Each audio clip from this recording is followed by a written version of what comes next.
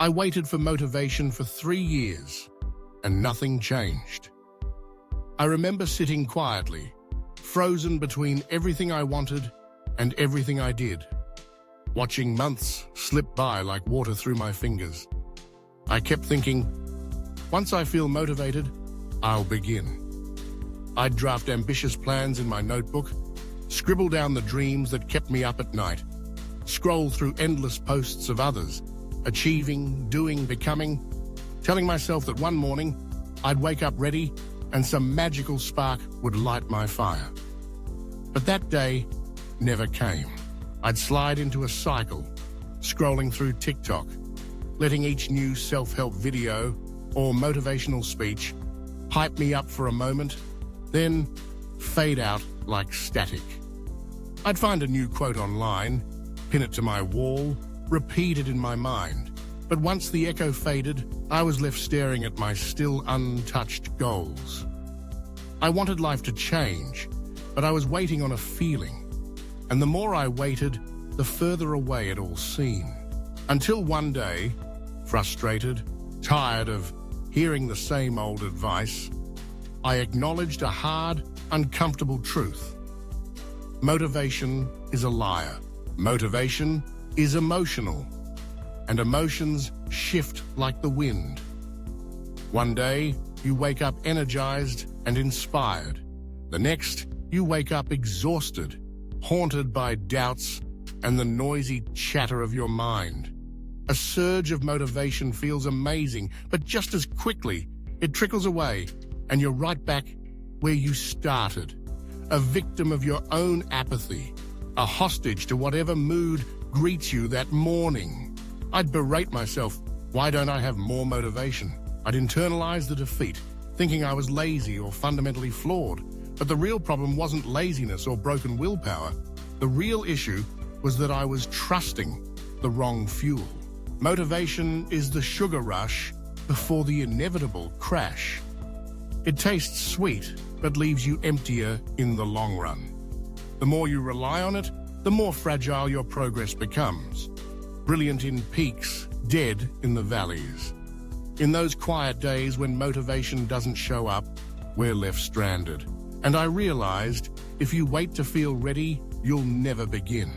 Then I heard a quote, just a few words, passing by almost as an afterthought in a book. Don't wait to feel ready. Start before you're ready. Those words hung in the air, challenging every excuse I'd been living behind. I sat there, arguing with myself, nervous about the uncertainty and the messiness of starting when I felt so unprepared. But I decided to listen. For once, I set aside the need to feel inspired, the longing for a perfect beginning.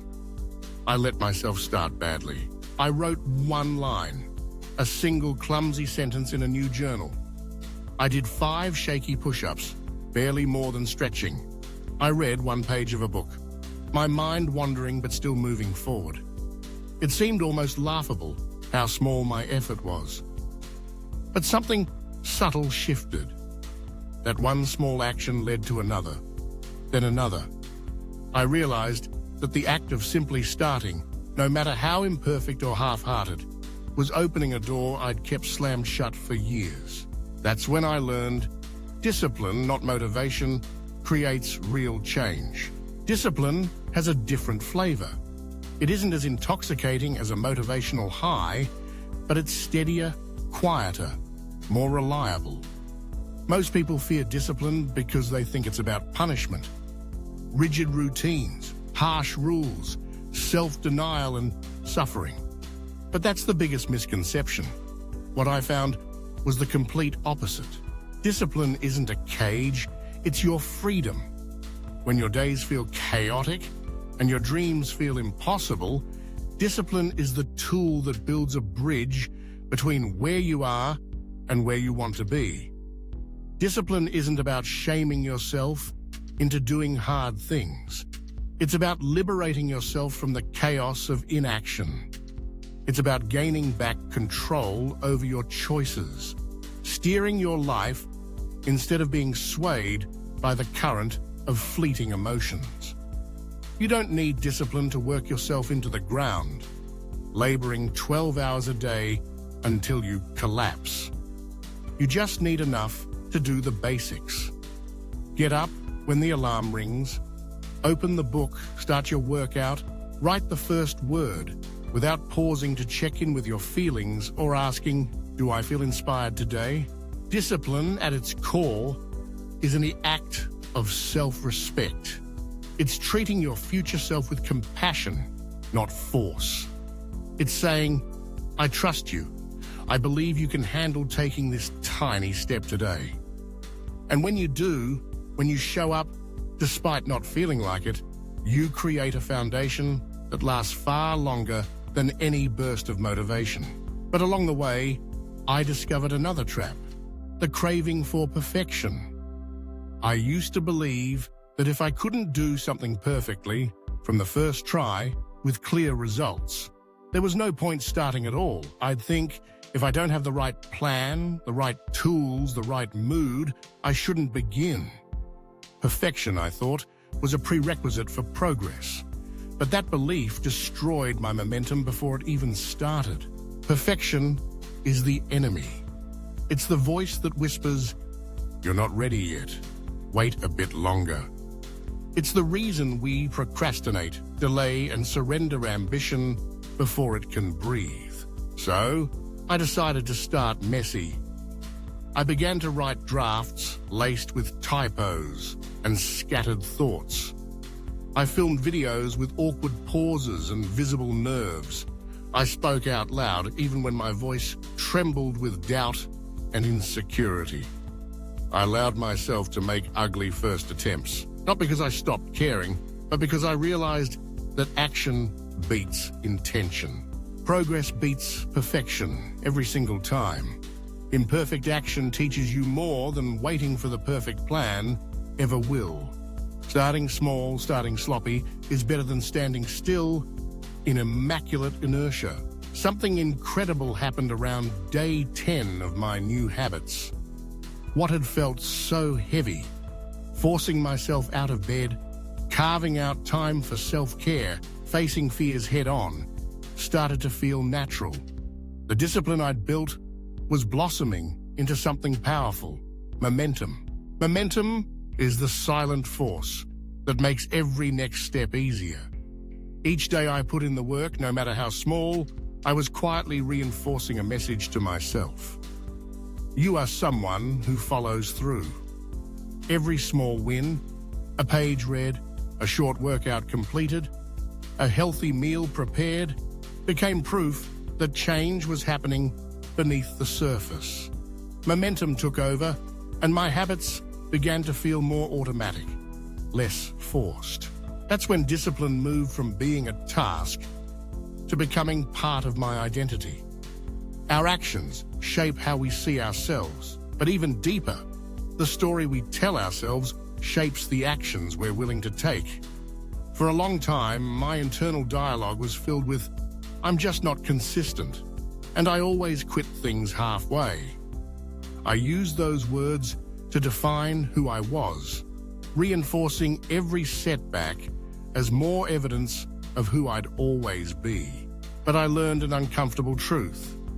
You don't act your way into a new identity. You believe your way into one, then reinforce it with action. Change first happens in your mind. When you stop saying, I need to work out, and start saying, I'm the kind of person who trains every day, everything shifts. You don't need proof to claim a new identity. You need courage to declare it, and small actions to support it. Identity shapes behavior, and behavior reinforces identity in a powerful, continuous loop.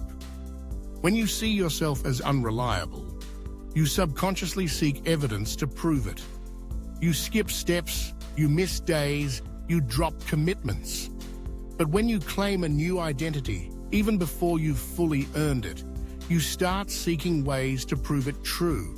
You begin to protect your streak, honor your promises, and refuse to betray the version of yourself you want to become. So I made a quiet promise to myself. A 1,000-day commitment. Not some grand gesture or radical transformation, just one small act of growth. Every day for the next 1,000 days. It could be reading a single page, meditating for 5 minutes, or simply showing up regardless of how I felt that day. Some days I failed. I missed my mark. Life got in the way, or I slipped back into old patterns. But the point wasn't perfection. The point was persistence. I realized that success isn't built in one breakthrough, cinematic moment. It's constructed in 1,000 small, quiet ones. The days when you want to quit, but don't. The days when you don't feel like it, but show up anyway. Those are the days that matter most.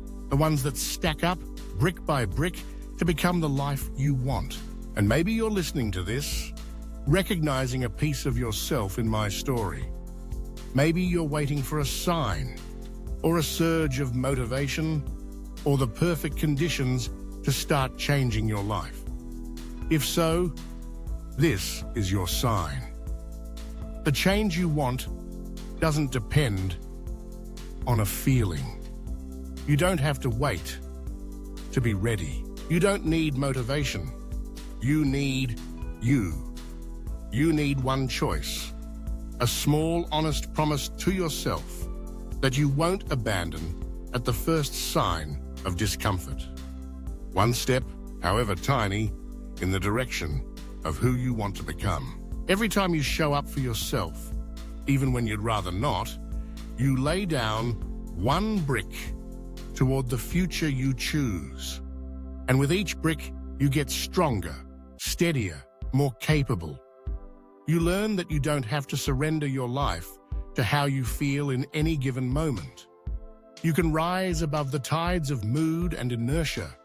You can build habits that serve you even on your worst days.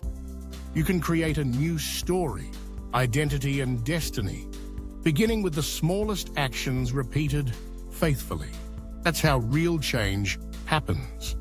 Not overnight, not in the heat of a motivational speech, but in the gentle, stubborn, everyday act of choosing discipline over waiting for inspiration. So, if you're tired of waiting, of hoping for a sign to finally begin, let this be it. Make the choice. Take one small step today, because the discipline you build will become the freedom you've been seeking all along. Let's go.